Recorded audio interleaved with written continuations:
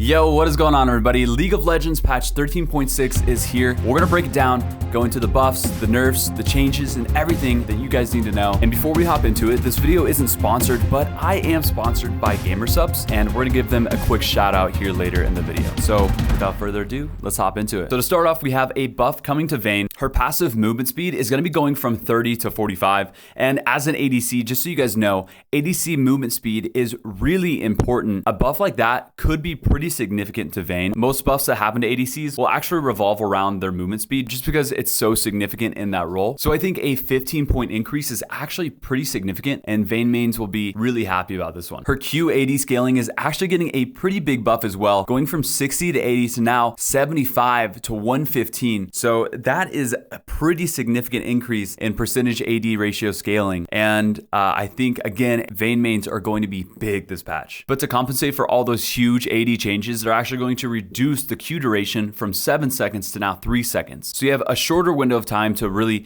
just annihilate people, but you're going to be getting a huge burst in damage within those 3 seconds. So I think it's going to pan out pretty well, but we'll have to see how she plays this patch. And again, with all these big AD burst changes, they're actually going to reduce her W's percentage HP damage from 4 to 6% to now 6 to 10%. So this is going to reduce her late game scaling a little bit, which I think is honestly pretty helpful because she's going to be so much stronger earlier in the game. And to keep this rolling pretty quickly, we're not going to go through every single stat change, but I will have those on the screen. So Galio is getting buffed, his E's cooldown is getting reduced, and his W's damage reduction is actually getting increased later into the game. We're seeing Talon coming back with a buff as well. His W mana cost has gone down a bit, so he can throw out more rakes, and his R damage is going up later into the game, so he'll be scaling a little better now too. And to finish off with the champion buffs, Ashe is getting buffed, which is crazy because we just saw Ashe getting nerfed hella hard the last couple patches. I think she's actually pretty much nerfed out of support, luckily, but her ADC role is actually getting buffed here. Her passive damage is getting a little increase with that crit strike chance. And before we move over to some of these huge champion nerfs, I just want to give a quick shout out to GamerSupps. They've been my sponsors for quite a while now. They've hooked us up with a ton of great product. And if you guys are looking for clean, natural energy to,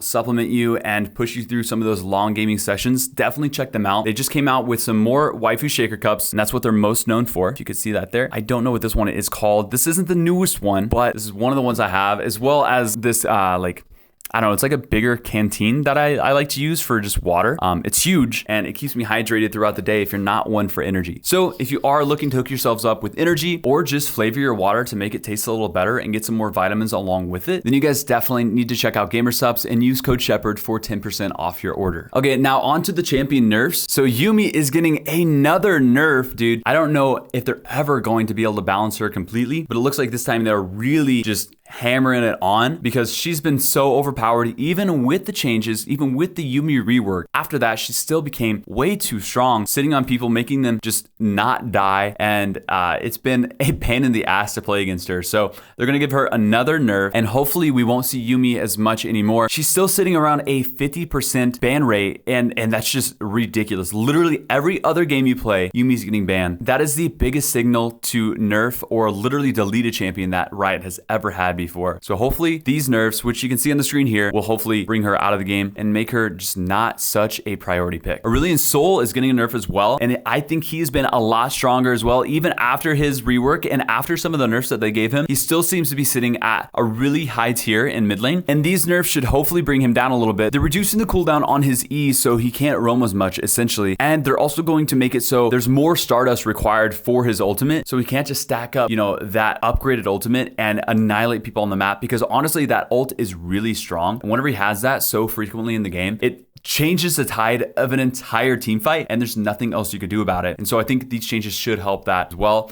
I do think he's going to be still strong. He's not going to be totally nerfed out of the game, but hopefully Aurelion Sol just won't be such a strong pick in mid lane and allow for some counterplay there. Honestly, as a mid laner, it's been really hard to play against him, but I mean, I'm only speaking from one perspective. And to round out the champion nerfs, we have a Veigar nerf. Veigar has been one of the sleeper picks this patch, and within the past couple patches, I think he's so strong. The extended range on his Q has has made him so oppressive. He can literally poke you from so far away. And so they're reducing some of his base stats a bit, so he's just not as tanky. And hopefully that's going to help earlier on. If you're playing him, maybe you could take advantage of an earlier gameplay, because obviously Veigar is a late game scaling champion where he's so much harder to beat later into the game. And so maybe these base nerfs will actually allow you to take advantage of him early. And to go along with those base changes, his W's damage is actually getting nerfed earlier into the game, so he just can't be so oppressive in lane. I think they're really pinpointing where Veigar is the strongest, and that is in lane and just being super oppressive there. So maybe this will help where he's not just full bursting you at level 4. It's always a big patch when we have a new champion coming out. And so we have Milio dropping this patch.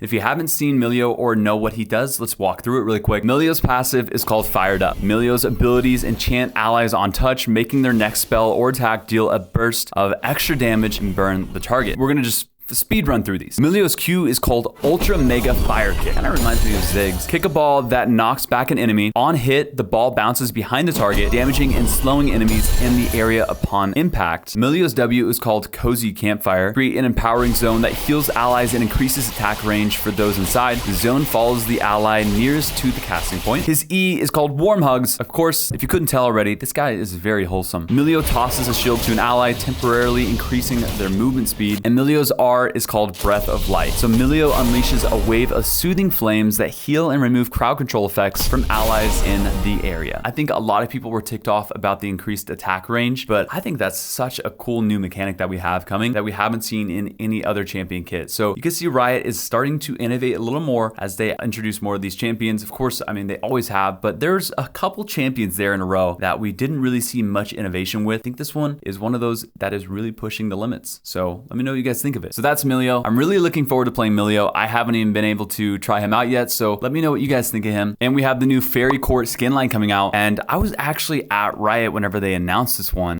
So I know I saw this one coming, but I'm excited to see it actually coming live. So we have Faerie Court Ezreal, Faerie Court Fiora, Faerie Court Callista, Faerie Queen Karma, Faerie Court Katarina, Prestige Faerie Court Katarina. We have Faerie Court Milio, Faerie Court Seraphine, and there's going to be a new skin that you can buy with Mythic Essence, Ashen Guardian Shen. And personally, I think this one looks pretty cool. Not many of the Ashen skins do I like. This one stands out to me, and yeah. Now on to some of the item changes. Starting off with Nashors Tooth. I would say it's a slight buff, maybe net neutral. It's going from 0 ability haste. It's actually going to give you now 15 ability haste, and it's going from 3,000 gold to now 3,200 gold in cost. So that cost, I'm not exactly sure what it translates over to in terms of like ability haste to associated cost, but that seems like it's fairly net neutral. And they're also changing the build path on it a bit. We might have a screenshot here of what that build path looks like in comparison to what it did look like before.